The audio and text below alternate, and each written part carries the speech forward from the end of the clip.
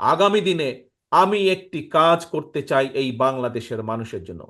বিশেষ করে গ্রাম থেকে শুরু করব এই কাজটি।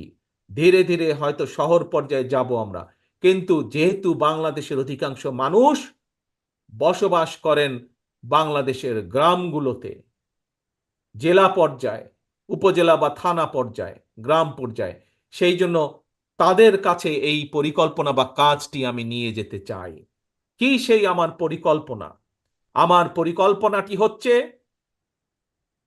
প্রত্যেকটি পরিবারের জন্য, মানুষ নয়, পরিবার হিসাবে আমরা বাংলাদেশে কতগুলো পরিবার আছে সেই পরিবারগুলোকে আমরা নির্দিষ্ট করব এবং প্রতি পরিবারকে আমরা রাষ্ট্রের পক্ষ থেকে একটি ফ্যামিলি কার্ড দিব। কি কার্ড? ফ্যামিলি কার্ড দিব। এখন জিজ্ঞেস করতে পারেন এই ফ্যামিলি কার্ডটি কি? এই ফ্যামিলি কার্ডটি হবে সেই পরিবারের মায়ের নামে, বা সেই পরিবারের যে গৃহিণী থাকবেন তার নামে এই ফ্যামিলি কার্ডটি হবে।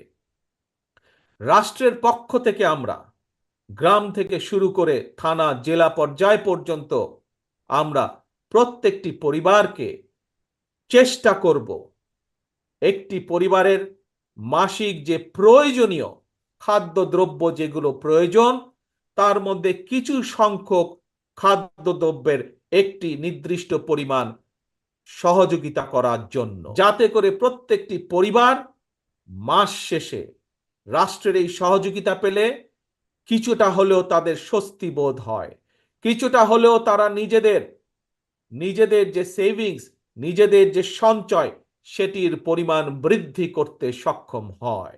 এবং তার ফলে এই সহযোগিতাটা যদি আমরা কয়েক বছর ধরে চালু রাখতে পারি, তাহলে আমি বিশ্বাস করি বাংলাদেশের গ্রামের পরিবারগুলো, গ্রামের মানুষগুলো সচ্ছলতার একটি পর্যায়ে উঠে আসতে সক্ষম হবেন।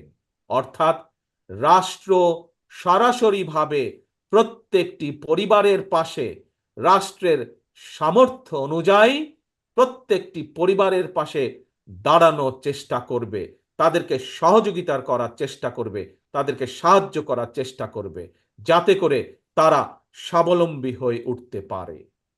প্রিয় সহকর্মীবৃন্দ, দেশ এবং জাতির ব্যাপারে, দেশ এবং জাতিকে নিয়ে একজন রাজনৈতিক কর্মী হিসাবে আমার আরো কিছু পরিকল্পনা আছে, যেই পরিকল্পনাগুলো পর্যায়ক্রমিকভাবে আমি আপনাদের সামনে ধীরে ধীরে তুলে ধরব।